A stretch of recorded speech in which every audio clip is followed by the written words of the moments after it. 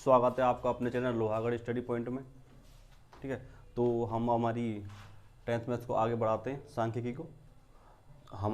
मैंने आपको last class में बहुलक का फॉर्मूला बता दिया था और बहुलक की जो भी फॉर्मूले के जो भी की पॉइंट्स है वो मैंने आपको लिखा दिए थे क्या होते हैं। ठीक है, और इससे पहली वीडियो में मैं आपको बता चुका हूँ, माध्यक निकालने की विधियाँ बता चुका हूँ। प्रत्यक्ष विधि, कल्पित माध्य, पग विचलन, उसका फॉर्मूला आपको याद हो ही गया होगा। और अभी आज मैं जो आपको कराने वाला हूँ वो हमारी जो भी ये जो 14.2 है ना, प्रश्नावली जो है 14.2, इसके जो भी जितने भी सवाल दिए हुए हैं आपको प्रश्नावली के अंदर, वो सब आज हम देखने वाले हैं। या फिर हो सकता है एक दो क्वेश्चन मैं आपके लिए जोड़ दूँ। ठीक है, और जो मेन क्वेश्चन है वो मैं आपको करा दूँगा। ठीक है, तो हो सके जितना अभी आपके फ्रेंडों को मतलब स्टार्ट करने से पहले जब आप पढ़ने बैठें तो ये आपका मतलब बनता है कि आप अपने फ्रेंडों को भी ये बात शेयर करें। ठीक है, ये लिंक ज़रूर शेयर करें पढ़ने से पहले। ठीक, तो देखो मैंने एक बार आपको फॉर्मूला रिपीट करा देता हूँ ताकि आपको क्या है कल वाली जो भी बातें थी वो रिकॉल हो जाएंगी। ठीक, तो देखो बहुलक पढ़ने वाले थे हम, है ना, हम बहुलक पढ़ने वाले थे। बहुलक में मैंने देखो हमारा फॉर्मूला था L plus F1 minus F0 बट्टा 2F1 minus F0 minus F2। साथ के साथ याद करते चलें, जैसे ही मैं लिखाऊँ यहाँ पे मेरे बोलने के साथ साथ तुम भी बोलते चलो। ठीक है, ताकि हमें ये स्थायी हो जाए। ठीक है दोस्तों, और मैंने बताया था हमें एक बहुलक वर्ग लेना होता है। एक हमें क्या लेना होता है, बहुलक वर्ग लेना होता है। बहुलक वर्ग लेना होता है। बहुलक वर्ग क्या होता है, वह बहुलक वर्ग वो वर्ग होता है जिसकी जो भी बहुलक बारंबारता होती है ना वो सर्वाधिक होती है। जिसकी बहुलक बारंबारता सर्वाधिक होती है वो बहुलक वर्ग हम ले लेते हैं। और उस बहुलक वर्ग की क्या है, ऊपरी सीमा और निम्न सीमा होती हैं। वर्ग अंतराल होता है, वर्ग अंतराल की ऊपरी सीमा निम्न सीमा होती हैं। जो निम्न सीमा होती है ना वो हमारा एल होता है। एल होता है हमारा निम्न सीमा, ये मैंने बताया था आपको। एल होती है हमारी निम्न सीमा। उसके बाद मैंने बताया था F1। F1 बताया था मैंने, जो बहुलक वर्ग होता है ना उसकी बारंबारता होती है। क्या होता है F1?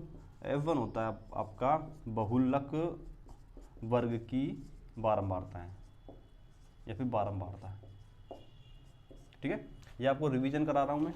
ठीक है, साथ के साथ आप ज़रूर जो मैं कहता हूँ वो आप रिवाइज करते चलें। F0 होती है F1 से पहली बारंबारता। F1 से पहली बारंबारता, F1 से पहली बारंबारता है।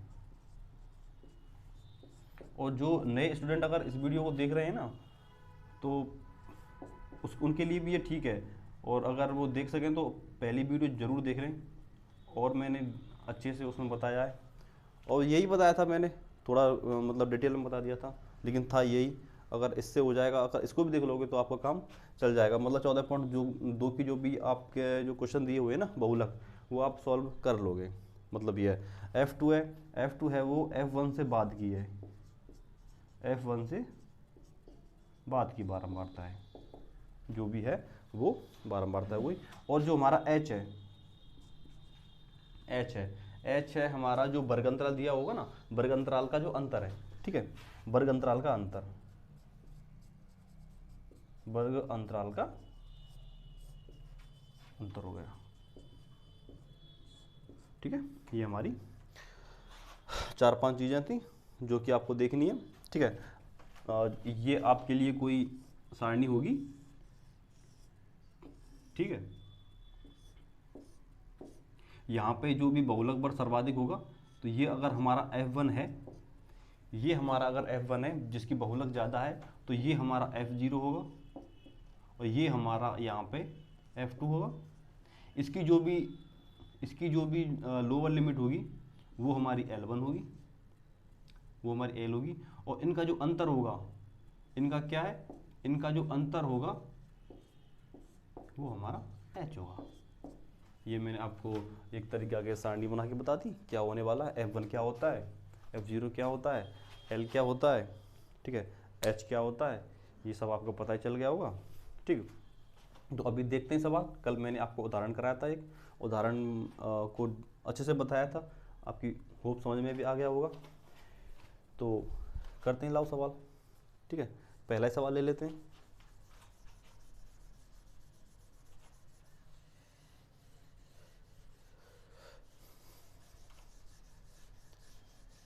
तो शायद सूत्र तो आप सबको याद ही हो ही गया होगा, ये वाला सरल है। ये जो सांख्यिकी जो चैप्टर है ना, ये पूरा ही सरल है, ठीक है, लोड नहीं लेना।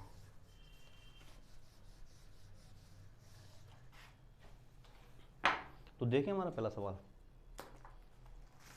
क्या बोल रहा है। देखो हमारा पहला क्वेश्चन से, अच्छा कल हमने उदाहरण कराया था जी, ठीक है। देखो पहला सवाल है हमारा कि निम्नलिखित सारणी किसी अस्पताल में एक विशेष वर्ग में भर्ती हुए रोगियों की आयु को दर्शाती है, जहाँ पे हमारा आयु दी हुई है वर्षों में और हमारे रोगियों की संख्या दी हुई है। इसके बाद में एक नीचे लाइन है, उसमें कहा गया है कि उपरोक्त आंकड़ों का बहुलक और माध्य ज्ञात कीजिए, दोनों केंद्रीय परिवर्तनों की मापों की तुलना करो और उनकी व्याख्या करो, ठीक है। तो देखो यहाँ पे बहुलक तो ज्ञात करना ही करना है, लेकिन बहुलक के साथ में यहाँ कहा गया है कि माध्य भी ज्ञात करना है आपको। और माध्य में आपको अच्छे से बता ही चुका हूँ, माध्य की 3 विधियाँ जो भी हैं, प्रत्यक्ष, कल्पित माध्य और पग विचलन, तीनों विधियों से मैंने आपको क्वेश्चन कराए थे, ठीक है। तो यहाँ पे हम एक बार क्वेश्चन नोट डाउन कर लेते हैं। तो क्वेश्चन है हमारा, यहाँ पे आयु दी हुई है वर्षों में, यहाँ पे आयु दी हुई है। इसके बाद में दी हुई रोगियों की संख्या, इसके बाद में रोगियों की संख्या,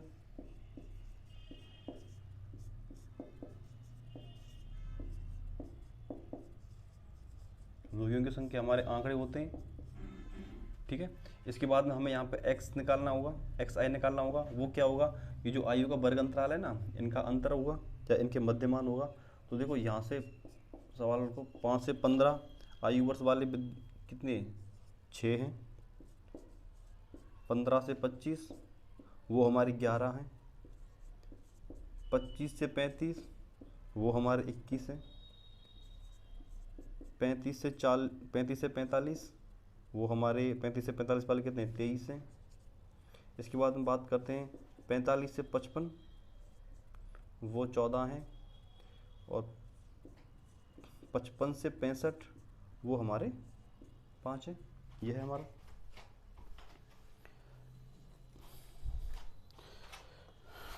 तो ये हमारा देखो क्वेश्चन हो गया। इसके बाद देखो xi निकालना होगा हमें, यहाँ पे xi किसके लिए निकालना होगा, xi हमें ज़रूरत है जो हमारा इसमें क्या पूछा है, इसमें पूछा है हमारा बहुलक प्लस माध्य। क्या पूछा है हमारा, इसमें बहुलक भी निकालना है आपको और बहुलक के साथ साथ में क्या निकालना है आपको, माध्य निकालना है। ये दो चीज़ें क्वेश्चन में पूछी हुई हैं,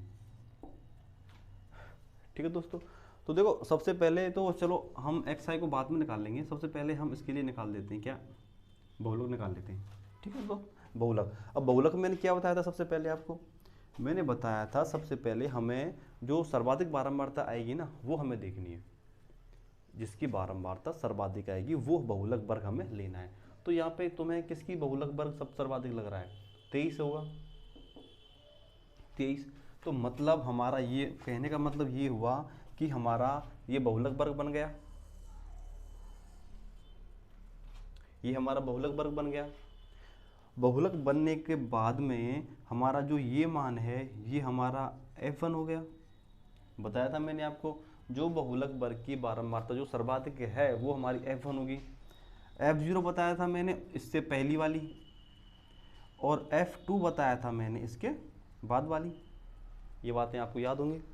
इसके बाद में मैंने जो L बताया था, सॉरी L1 नहीं L बताया था, वो बताया था हमने जो बहुलक वर्ग होता है उसकी निम्न सीमा होगी वो L होगी, ठीक है। तो ये मैंने आपको बोर्ड पे बता रहा हूँ, इसलिए मैंने आपको याद करने के लिए बता दिया है कि F0 F1 F2 आपको वहाँ पे क्वेश्चन में ऐसे नहीं लिखना है, कहीं क्वेश्चन उतार दो अब ये F0 ऐसे नहीं लिखना है, आपको कंसेप्ट अपने हिसाब से नहीं लिखना है, ठीक है ना।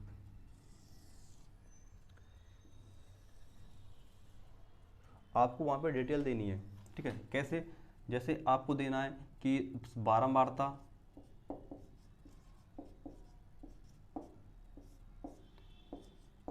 सर्वाधिक बारंबारता लिख लो, सर्वाधिक बारंबारता कितनी है, यहाँ पे 23 है, तो हमारा F1 क्या हो गया, 23 हो गया, ठीक है। उसके बाद में आपको पूछेगा F0, F0 हमारा कितना है, 21 है, F1 23 है, और इससे पहले वाली मैंने क्या बताया था आपको, F0 बताई थी, F0 हमारी 21 हो गई। इसके बाद में मैंने F2 बताया था आपको, F2 क्या है, इसके बाद वाली होगी, वो क्या है, 14 हो गई। इसके बाद में क्या है, L हमारा क्या हो गया, निम्न सीमा कितनी होगी हमारी, 35, ये हमारी 35 हो गई। और इसके बाद में हम बात करें, क्या रह गया हमारा, एक H रह गया। तो H क्या हो गया हमारा, अंतर देखो 15 और 5 में कितने का अंतर है, 10 का, 25 से 15 में 10 का, तो अंतर क्या हो गया हमारा, 10 का हो गया। ये हमारा हो गया H। तो फॉर्मूला आपको याद ही होगा, फॉर्मूला लेते हैं, उसके अंदर ये मान रख देंगे, हमारा आंसर आ जाएगा। तो देखो रखो मान, तो चलो फॉर्मूला लिख लेते हैं एक बार और, अच्छे से याद हो गया होगा आपको अब तो फॉर्मूला, साथ ही साथ बोल के चलो, L plus F1 minus F0 बटे 2F1 minus F0 minus F2 into H, ठीक है दोस्तों। तो अब देखो मान रखो, L बराबर क्या है हमारा, 35 है, L बराबर 35 हो गया, ठीक। F1 क्या है हमारा, F1 यहाँ पे देखो 23 है, F0 क्या है, F0 21 होने वाला है, बिल्कुल। 2F1 तो देखो 2 का गुणा करो, और F1 कितना है, 23 है। इसके बाद में क्या है, F0 कितना होने वाला है, 21, और F2 क्या है हमारा, 14, और गुणा किसका करेंगे हम, H का, जो कि क्या है, 10। यहाँ तक क्लियर है आपको, हमने फॉर्मूला लिखा, फॉर्मूले के अंदर मान लिखे, ठीक है। अब वही हमें कैलकुलेशन करनी है, कैलकुलेशन आप सबको अच्छे से आता ही होगा करना। तो देखो 35 के लिख देंगे, ठीक। उसके बाद देखो घटाओ, 23 में से 21 गया, 2 बचा। इसके बाद में देखो माइनस, ये दो माइनस के, ये एक प्लस का है, ये एक प्लस का है, ये दो माइनस के होने वाले। तो 23 का गुणा 2 से करोगे तो क्या आ जाएगा आपका, 46। और इसके बाद देखो 21 और 14 माइनस माइनस के, इसलिए जुड़ेंगे, और 21 और 14 जब आपस में जुड़ेंगे तो ये हो जाएंगे हमारे 35, और गुणा हमारा क्या है यहाँ पे, 10, गुणा होने वाला है 10 का। तो लो ऊपर देख लेते हैं, 35 प्लस, सेम है 35 प्लस, यहाँ तक तो कोई दिक्कत नहीं आपको, ठीक है। 2, अब 40 में से हमें 35 घटाने हैं, 40 में से 35 घटाओ, तो 40 में से अगर हम 35 घटाएंगे तो हमारे बचेंगे 11, ठीक है। तो 2/11, और देखो इस 10 का गुणा 2 से कर दो, 10 का गुणा, क्योंकि अंश में, अगर अंश बटे हर में किसी संख्या का गुणा होता है तो वो अंश में ही गुणा होता है, ठीक है। तो 10 का गुणा हम डायरेक्ट यहाँ पे कर देते हैं, तो ये 20 हो गया हमारा, ये 20 हो गया।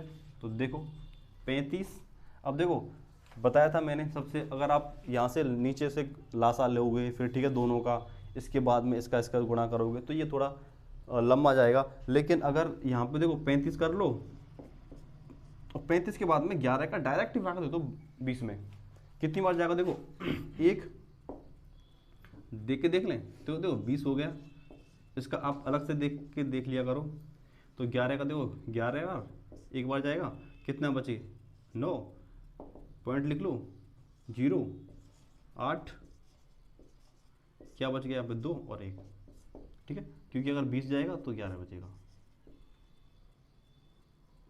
9, ठीक है दोस्तों।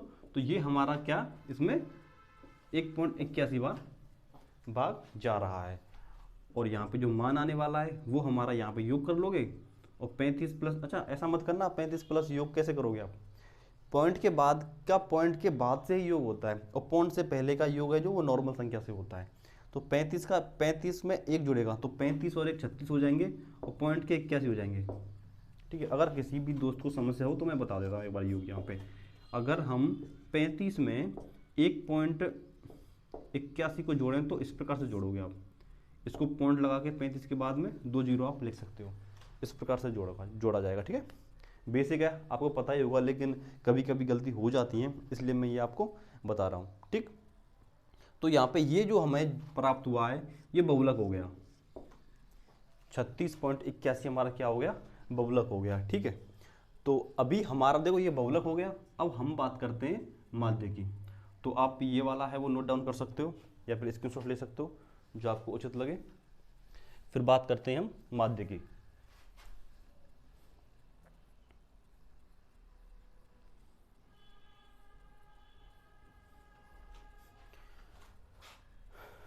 ठीक है दोस्तों, तो अब बात करते हैं हम माध्य की।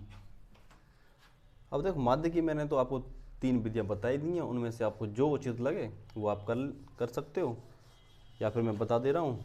और आपका जो भी एग्जाम में जो सवाल आने वाला है वो यहीं से आने वाला है, क्योंकि जो लास्ट आपके 3-4 साल में जो सवाल आए हुए हैं ना, उन सब में या तो या तो या तो बहुलक प्लस माध्य आया है, और या फिर आया है माध्य का प्लस माध्य।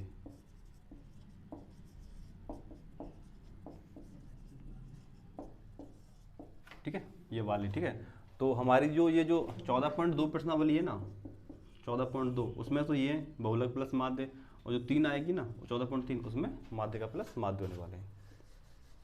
तो बात करते हैं हम माध्य की। माध्य कैसे ज्ञात करें, तो पहली विधि ले लेते हैं प्रत्यक्ष वाली, और इसको साफ कर देते हैं।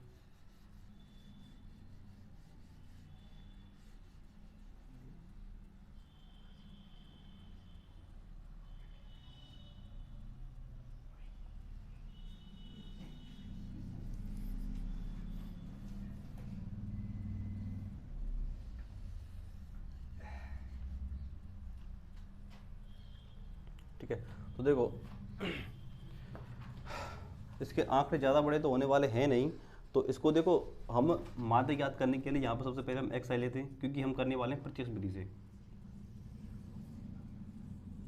प्रत्यक्ष विधि से करने वाले, और प्रत्यक्ष विधि का जो भी फॉर्मूला था वो था सिग्मा एफ एक्स बटे सिग्मा एफ नॉर्मली, क्योंकि वो आसान है, क्योंकि उसमें ज़्यादा आंकड़े नहीं, थोड़ी कैलकुलेशन लंबी जाती है लेकिन ज़्यादा आंकड़े नहीं है। ठीक है, तो इसलिए हम ये जो विधि माध्य निकालने वाले हैं, ये हम प्रत्यक्ष विधि से निकालने वाले हैं। और आपको एग्जाम में अगर सवाल आया तो ये आपको लिखना पड़ेगा कि जो माध्य है वो हमने प्रत्यक्ष विधि द्वारा निकाला है, या हमें माध्य है वो कल्पित विधि से ज्ञात किया है। ठीक है, या हमें पग विचलन से किया है। तो ये लाइन आपको वहाँ पे नोट डाउन जरूर कर लिया, क्योंकि इससे थोड़ा ज़्यादा असरदार साबित होगा आपका ये जो सवाल है, जो भी आपने सॉल्यूशन दिया है, ये ज़्यादा असर डालेगा एग्जामिनर के माइंड के ऊपर। ठीक दोस्तों, तो देखो यहाँ पे एफ और एक्स, तो एक्स निकालने के लिए मैंने क्या बताया था, इनका जो भी है ना, ये जो इनका जो मध्य का मान स्थित होता है, इनके मध्य में कौन सा मान स्थित होता है, तो वो यहाँ पे आने वाला है। तो 5 और 15 के बीच में क्या स्थित होने वाला है, 10 होगा। इसके लिए मैंने बताया था अभी आपको, ऊपरी सीमा निम्न सीमा प्लस ऊपरी सीमा बटा 2 कर दो, तो 15 और 5 20 बटे 2 क्या आ गया, 10 आ गया। ये मैंने बताया था आपको कैसे निकालते हैं। और अगर आप ऐसे ना निकालो, अगर आप ऐसे ना निकाल पाओ, तो मैंने बताया था कि देखो आप 5 और 15 के बीच में 5 और 15 के सेंटर में कौन सा होगा, मध्य में कौन सा होगा, तो वो 10 होगा। ऐसे ही देखो 15 और 25 के में क्या होगा, 20 होने वाला है। और फिर आगे 30, इसमें 40 हो जाएगा, इसमें 50 और इसमें 60 होने वाला है। ठीक है, और इसके बाद में हम निकालते हैं क्या, सिग्मा एफ एक्स। इसके बाद निकालते हैं हम सिग्मा एफ एक्स।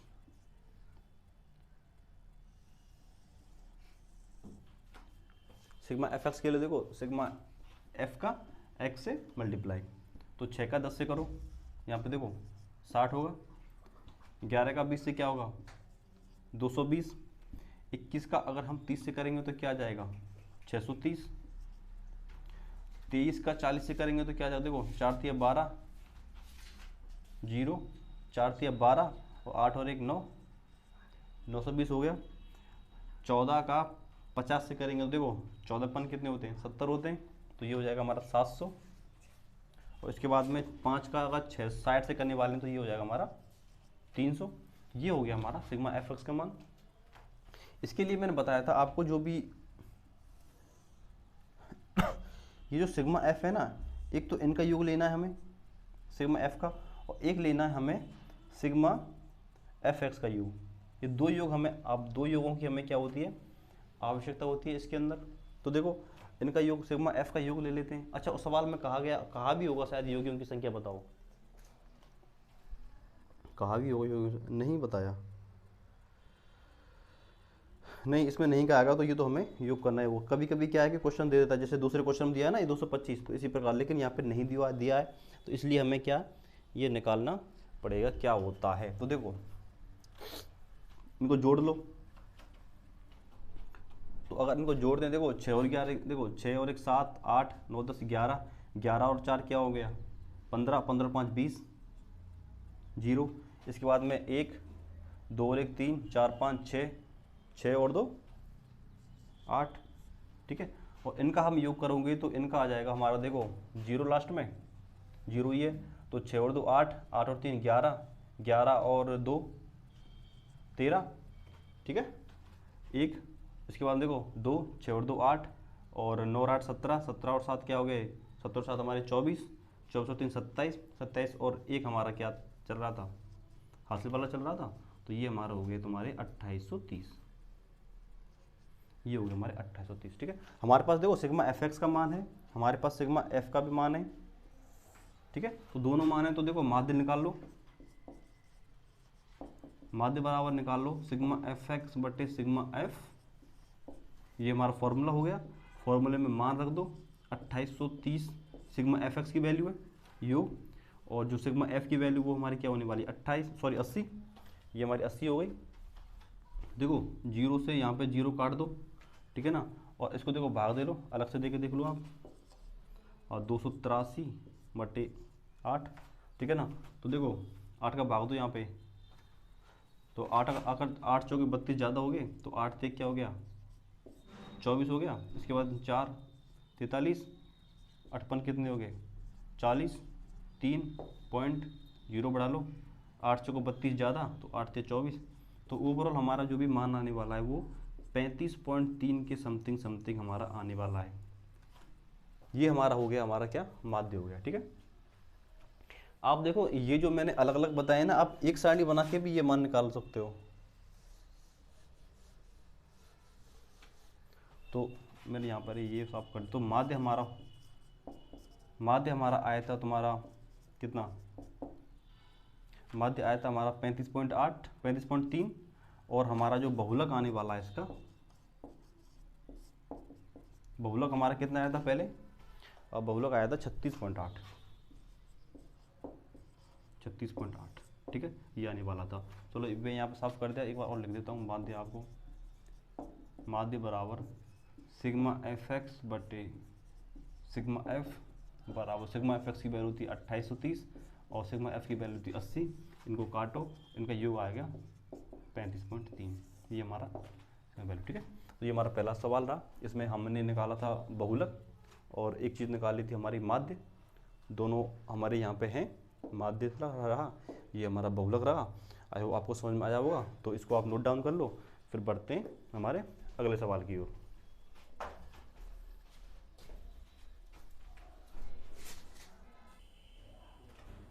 ठीक है दोस्तों, नोट डाउन कर लिया होगा, तो अब बढ़ते हैं नेक्स्ट सवाल की ओर।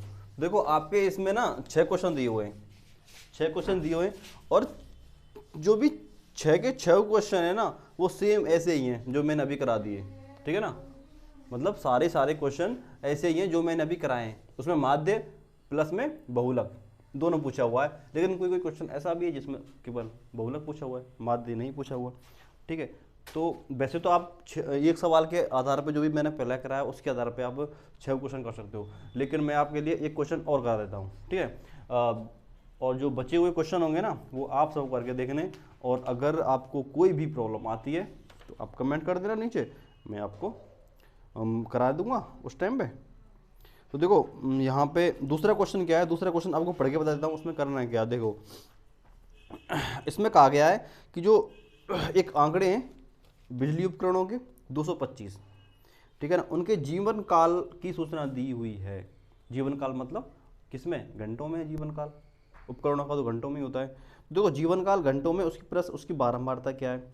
उपकरणों का बहुलक जीवन काल ज्ञात करो, सिर्फ बहुलक पूछा है, माध्य नहीं पूछा। अगर बहुलक पूछा है तो स्टार्टिंग कहाँ से करेंगे हम, स्टार्टिंग करेंगे हमारा जो इसमें दिया हुआ है बहुलक वर्ग, और बहुलक वर्ग कैसे चुनेंगे, जिसकी बारंबारता अधिक होगी वो हमारा बहुलक वर्ग होने वाला है। बारंबारता देखो किसकी अधिक है, इसमें 61 है, सर्वाधिक 61 है।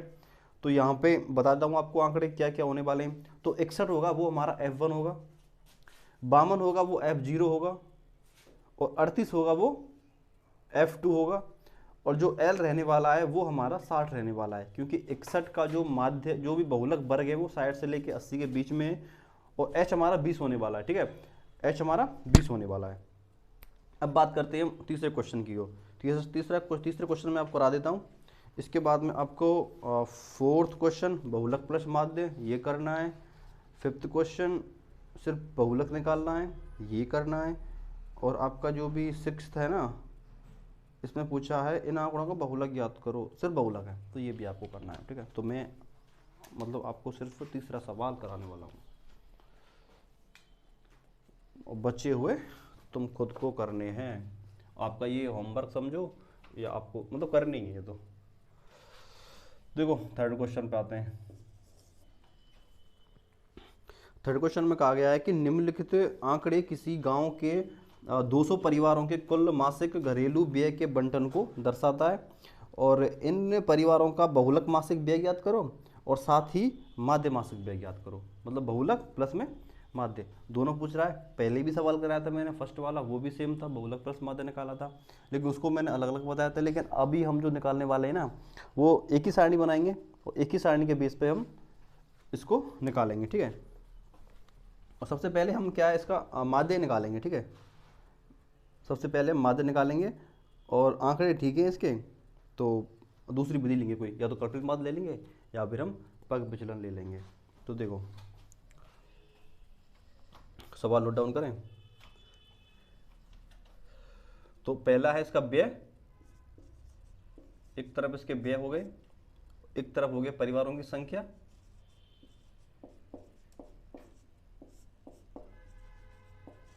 एक तरफ हो गया परिवारों की संख्या। तो देखो इसके व्यय हैं 1000 से 1500, और ऐसे परिवार हैं हमारे 24, फिर हैं 1500 से 2000, ऐसे हैं 40,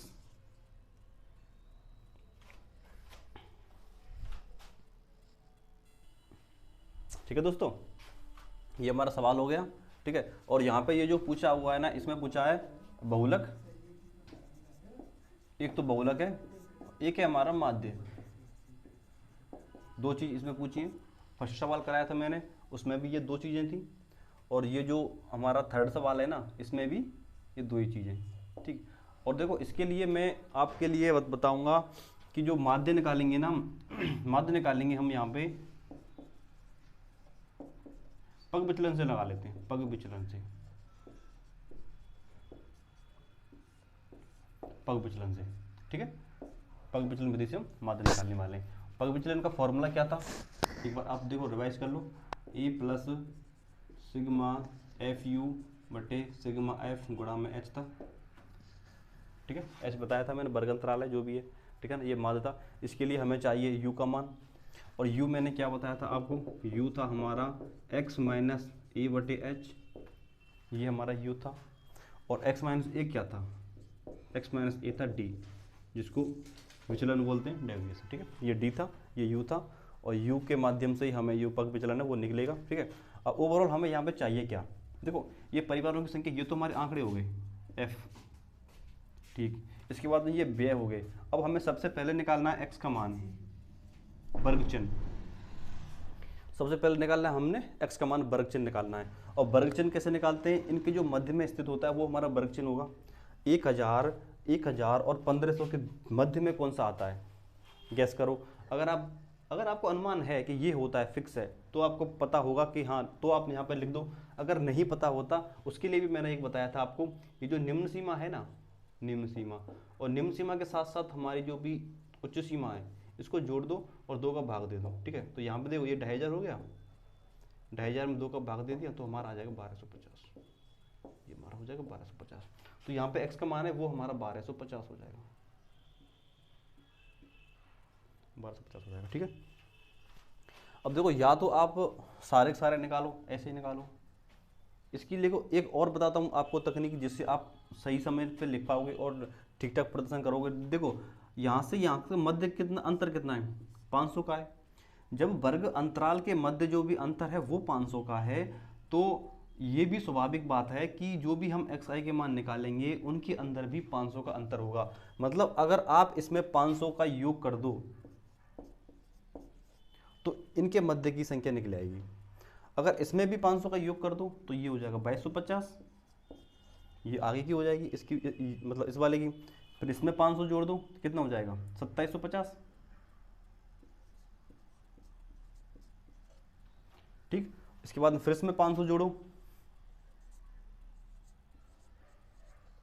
3250, फिर 500 जोड़ो 3750, फिर इसमें 500 जोड़ दो 4250, और इसमें लास्ट में जो 500 जोड़ोगे तो 4750 आने वाला है। और अगर आपको मतलब थोड़ा बहुत डाउट हो कि ये कैसे आए तो आप ये लगा लेना, निम्न सीमा प्लस उच्च सीमा भाग में 2 कर देना, और ये आपका आज आने वाला है। ठीक है, ये मान आ जाएंगे हमारे। ये हमारे हो गए xi के मान। ये साफ कर दूं, ठीक, xi के मान आ गए। फिर बताया था हमें ज्ञात करना है u ज्ञात करना है। और u मैंने बताया था आपको, अच्छा ये जो आप रफ वगैरह करते हो ना, ये अलग पन्ना पे किया, अलग पन्ने पे। ठीक है, अगर एग्जाम में बैठे हो तो लास्ट वाला पन्ना आता है, उसके लिए वो यूज करना है। और अगर रफ में कर रहे हो तो रफ भी अलग से, ठीक है ना, सवाल के अंदर नहीं करना ये सब। ठीक है, कैलकुलेशन वगैरह। तो देखो xi यहाँ पे हो गई, f हो गई, तो हमें यहाँ पे निकालना है सबसे पहले u, एक u और निकालना है u। और u मैंने बताया था u होता है हमारा x माइनस a बटे h, ये हमारा u हो गया x माइनस a बटे h। अब मैंने बताया था हमको a कहाँ से लेना है, a लेना है x के किसी मान से, x के मान से। अगर आप मध्यमान ले लो तो बेहतर है, अगर मध्यमान नहीं ले पाओ और आपको गलती से आपने 1250 ही ले लिया तो भी कोई दिक्कत नहीं है। मतलब xi के किसी भी मान को आप उठा लो और वो मान a रख दो, और उसी के आधार पे अगर आप सवाल करोगे तो वो 100% सही होगा। ठीक है, लेकिन अगर आप मध्य लेते हो तो और भी बेस्ट होगा, थोड़ा आसानी रहती है कैलकुलेशन में। और आसानी क्यों रहेगी, देखो 2750 लेते हैं तो जितने यहाँ पे पॉजिटिव बचेंगे उतने यहाँ पे, सॉरी इतने यहाँ पे नेगेटिव बचेंगे, इतने पॉजिटिव बचेंगे, तो थोड़ा यहाँ पे जो भी कैलकुलेशन है वो थोड़ा उचित रह जाएगी। ठीक है, तो देखो अभी हमें मध्यमान ले लो। अगर मध्यमान देखो यहाँ पे 6 2 4 6 8 हैं, तो 8 हैं तो या तो हमें तीसरा ले लो या चौथा ले लो या फिर आप 5वां ले लो। तो हम 2720 इसको ए मान के हम सॉल्यूशन करते हैं। तो यहाँ पे आप मान लिख दो a बराबर हमारा मान लिया हमने 2750, a बराबर मान लिया हमने यहाँ पे 2750। ठीक है दोस्तों, अब देखो अगर ये हमने जब 2750 माना है a, तो इसमें मान रखोगे आप में, ठीक है ना, इसके अंदर मान रखने वाले हो। ये लाइन खींच देता हूँ आपको,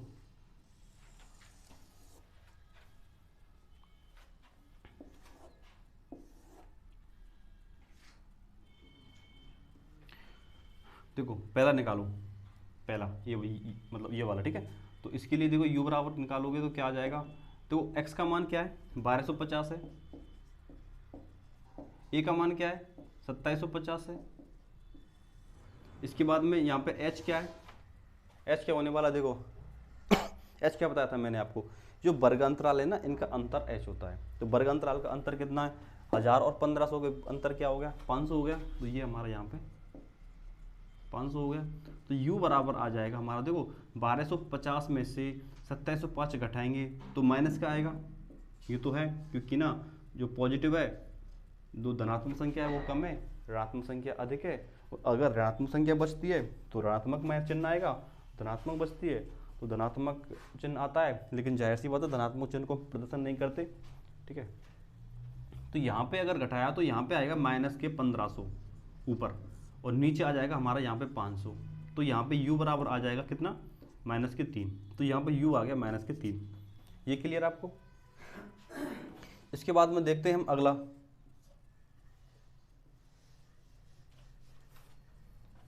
बात करते हैं अगले की। देखो अगला क्या है, 1750 है। 1750 माइनस के 2750 बटा में कितना 500, क्या बचेगा माइनस के 1000, ऊपर नीचे वही 500 बचने वाले हैं, क्या आ जाएगा माइनस के 2, तो ये होंगे माइनस के 2। अगर 2250 में से ऐसे ही घटाएं तो यहाँ पे माइनस का 1 आ जाएगा, क्योंकि यहाँ पे देखो यहाँ पे क्या होने वाला है 2250 कितना बच जाएगा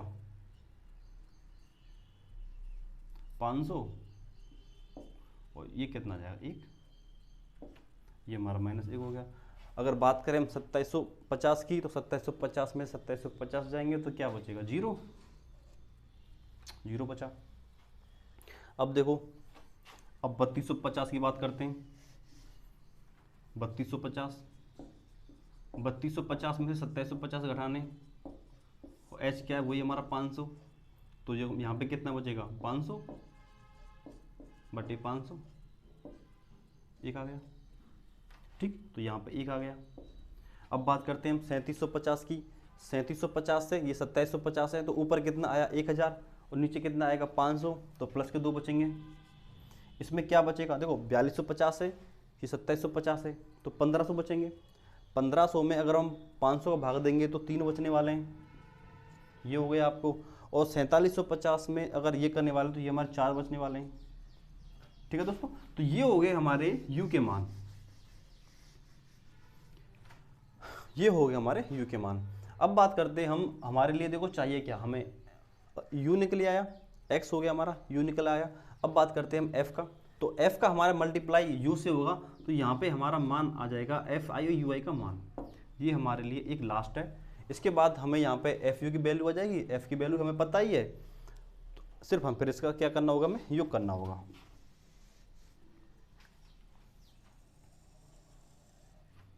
तो निकालो fi और ui की वैल्यू ज्ञात करते हैं, गुणा करो। देखो f का मान क्या है यहाँ पे 24 है, 24 का गुणा किससे करना है -3 से करना है, कितना आ जाएगा, देखो 4 3 12, 3 दूना 6 और एक साथ माइनस के 72 हो गया, ये माइनस के कितना हो गए 72 हो गए। 40 का गुणा -2 से करना है, माइनस के 80 होने वाले हैं। इसके बाद में करते हैं 33 का गुणा -1 से करने वाले हैं, तो माइनस के 33 हो गए। 28 का 0 से करते हैं तो 0, 28 अगर 0 का किसी भी संख्या से अगर गुणा करते हैं तो वो यहाँ पे 0 आने वाली है, और भाग देते हैं तो अनंत आता है। ठीक है, तो 28 का 0 से 0 हो गया। 30 का 1 से करते हैं तो 30, 22 का 2 से लेते हैं 44, अच्छा 16 का 3 से करते हैं कितना हो जाएगा 16 3 48, और 7 का 4 से लेते हैं तो 7 चौके 28। ये हमारे हो गए FU के मान। और माध्य निकालने के लिए यहाँ इतना ही चाहिए होता है हमारे लिए, क्योंकि हमारा FU अब हमें करना है FU का योग करना है, और यहाँ पे हमारा F का योग करना है, और F का तो योग शायद दे रखा होगा सवाल में, F का योग दे रखा 2 से परिवार, तो ये यहाँ पे 2 से परिवार हमारे यहाँ पे दे रखे होंगे, ये हमारे 2 से परिवार हैं, और ये जो है ये सिग्मा FI का क्या है योग है, ये सिग्मा FI का योग होने वाला है, और ये FU। अब देखो इसको जोड़ लेते हो आप, ये वाला हमें योग करना है। देखो माइनस के 72, माइनस के 80, माइनस के 33, ये तीनों माइनस में। इसके बाद देखो प्लस के 30, फिर बात करते हैं प्लस के 44, आगे है आपके 48, और फिर है आपका 28। ये आपके हुए प्लस में, ये आपके हुए माइनस में। देखो माइनस का आप योग एक तरफ कर लो, प्लस का योग आप एक तरफ कर लो, और जो फिर घटा देना है आपको या फिर जोड़ देना, जो भी बचेगा वो यहाँ पे लिख देना। तो देखो माइनस का योग कर लेते हैं एक बार। देखो इकाई अंक देखो 3, 3 और 2 क्या हो गया 5, इकाई अंक हमारा 5 हो गया। माइनस माइनस की बात कर रहे हैं ओनली, ठीक है। माइनस के अलग जोड़ लो, प्लस के अलग जोड़ लो। इधर देखो 8 7 15 हो गए, 15 और 3 क्या हो गए 18, तो माइनस के हमारे 185 आ गए। अब बात करते हैं प्लस का कितना आ रहा है। इकाई अंक जोड़ो, 8 और 8 16, 16 और 4 20, 0 हासिल हमारी 2 हो गई। इसके बाद देखो 4 और 2 6, 6 4 10, 10 3 13, और 13 और 2 15, ठीक है 150 हो गए। अब यहाँ पे अगर हम घटाएं तो देखो 100 माइनस के ज़्यादा आए तो माइनस की प्राप्त होंगे, ये तो निश्चित है। जब माइनस की संख्या ज़्यादा है तो माइनस प्राप्त होगा, ये तो निश्चित है। अब देखो 185 में से अगर हम 150 घटा दें तो हमारा प्राप्त होगा हमारा यहाँ पे 35, ये प्राप्त होने वाला है 35, ठीक है। तो हम कह सकते हैं ना ये वाली कि एफ और यू, एफ यू की जो भी योग आने वाला है वो आने वाला है हमारे लिए माइनस के 45। ये होने वाला है हमारा सिग्मा एफ और यू का मान, ये हमारा सिग्मा एफ यू का मान हो गया। देखो हमारे पास सब चीज हो गई, तो मान रखें। देखो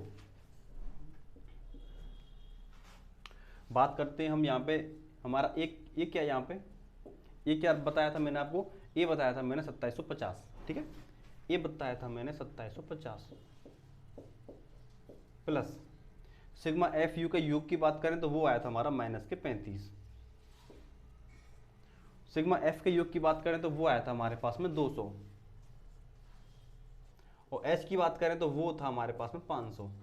एच 500 था, एच बताया था मैंने आपको निम्न सीमा प्लस उच्च सीमा के बीच में जो भी अंतर होगा वो हमारा एच होगा।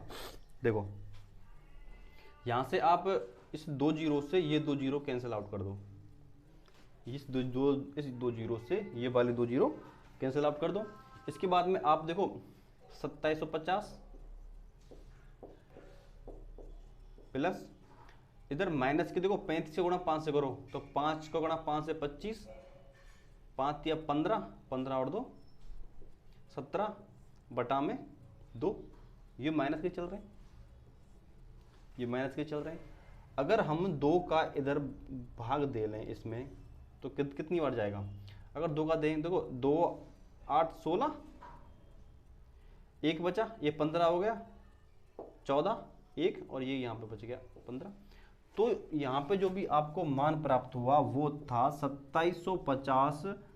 अब देखो ये माइनस है अंदर, ये माइनस अंदर है, ये बाहर प्लस है, और इनका गुणा करेंगे तो माइनस हो जाएगा। प्लस का गुणा अगर माइनस से करते हैं तो माइनस प्राप्त होता है, और इधर है आपका 87.5, ठीक है 87.5, ठीक।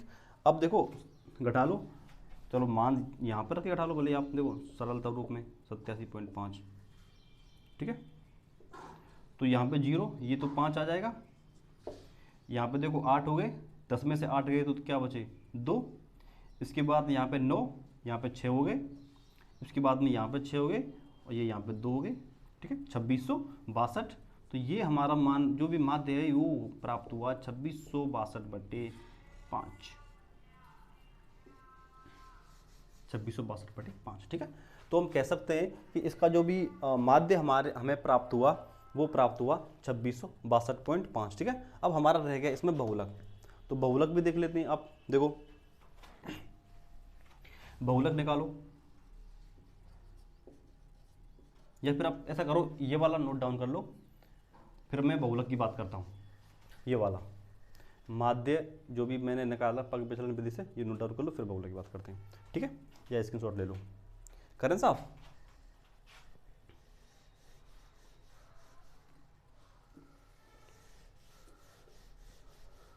देखो ये जो 3 लाइनें बढ़ी हैं ना, सॉरी 2 लाइनें, ये और ये वाली, ये माध्य की वजह से बढ़ी है। अगर हम सिर्फ बात होती सिर्फ बहुलक वगैरह बहुलक की तो ये नहीं होते, ठीक है। अब बात करते हैं बहुलक की। अच्छा बहुलक के लिए मैंने क्या बताया था, सबसे पहले हमें यहाँ पे एक वर्ग जो बहुलक वर्ग है वो लेना होगा, ठीक है। बहुलक वर्ग कौन सा वर्ग होगा, बहुलक वर्ग वो वर्ग होगा जिसकी बारंबारता अधिक होगी। तो देखो यहाँ पे सबसे ज़्यादा आपको किसकी बारंबारता लग रही है, 40 की लग रही है, 40 की है, तो 40 वाला जो भी ये है ये हमारा बहुलक वर्ग हो गया, बहुलक वर्ग हो गया, ठीक दोस्तों। बहुलक वर्ग वाला जो भी बारंबारता होती है वो मैंने बताया थी आपको F1 होता है, इसके बाद वाली F2 होती है, इसके पहले वाली F0 होती है। आप ऐसे भी याद रख सकते हो, देखो अगर हम यहाँ पे अगर F1 है तो F1 से पहले F0 आएगी और F2 के बाद में F2 आएगा। इस क्रम से भी आप याद रख सकते हो। इसकी जो मैंने निम्न सीमा बताई थी उसको हम L कहते हैं, और इनका जो भी अंतर था, वर्ग अंतराल का अंतर था, वो बताया था मैंने आपको H। तो देखो यहाँ पे हमारे लिए, देखो यहाँ पे लिखो हम, तो वर्ग अंतराल लिखो सबसे पहले। वर्ग अंतराल हमारा क्या है, वर्ग अंतराल क्या है, अगर हम वर्ग अंतराल की बात करें या फिर बहुलक वर्ग की, सॉरी बहुलक वर्ग लिखो, इससे बेस्ट बहुलक वर्ग।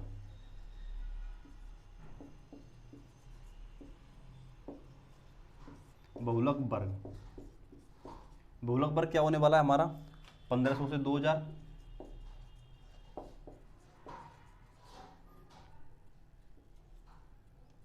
2000 हो गया। बहुलक वर्ग की बारंबारता, जो बहुलक वर्ग है उसकी बारंबारता,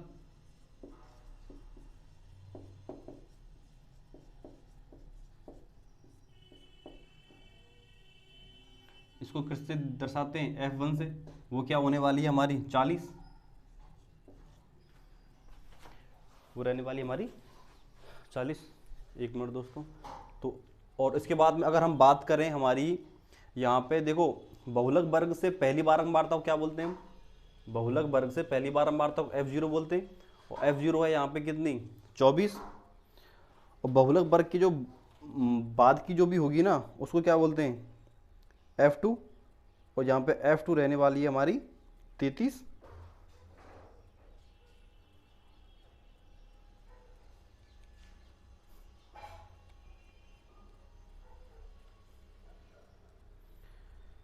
ठीक है, तो हमारी F1 कितनी हुई, F1 होगी हमारी 40, F2 हो गया हमारा कितना 33, F1 F0 कितनी होगी, F0 हो गया हमारा यहाँ पे 24। बात करें हम H की, H कितना हो गया 500, और हमारे जो L है वो कितना हो गया 1500। इन्हीं की ज़रूरत है हमें, ये जो 6 मान है इन्हीं की ज़रूरत है, ये हमारे पास में है। अब बात करते हैं बहुलक सूत्र की। तो बहुलक सूत्र क्या है हमारा,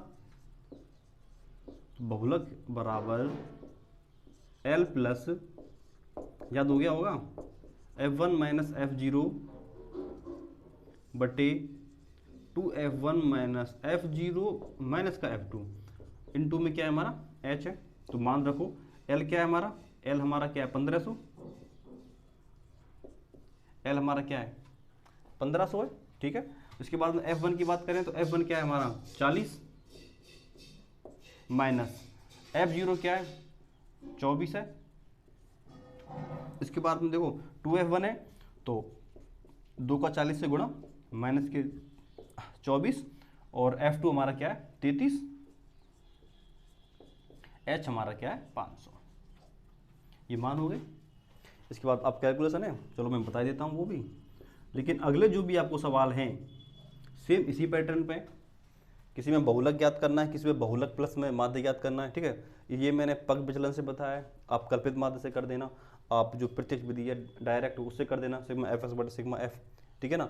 उसके अंदर तो कुछ भी नहीं है, जो प्रत्यक्ष विधि है ये एक्स हो गया, ये एफ हो गया, इनका योग करो, सॉरी इनका मल्टीप्लाई करो, फिर इनका योग करो और डायरेक्ट इसका भाग दे दो, वो तो और भी सरल है, तो उससे भी कर सकते हो आप। तो यहाँ पे देखो 40 में से अगर 24 घटाएं तो 16।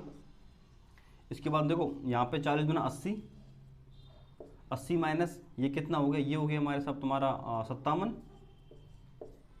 गुणा में कितना हो गया वही 500 दे रखा है, तो 1500 प्लस 16 बटे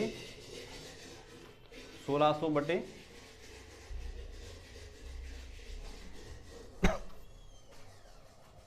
ठीक है 16 बटे यहाँ पे कितना बच जाएगा 23, गुणा में कितना आ जाएगा 500, और फिर हम यहाँ पे करें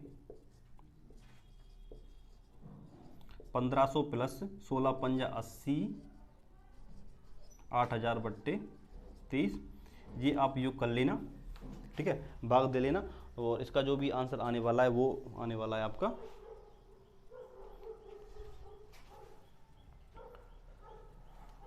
भाग दे लो, कितना जाएगा,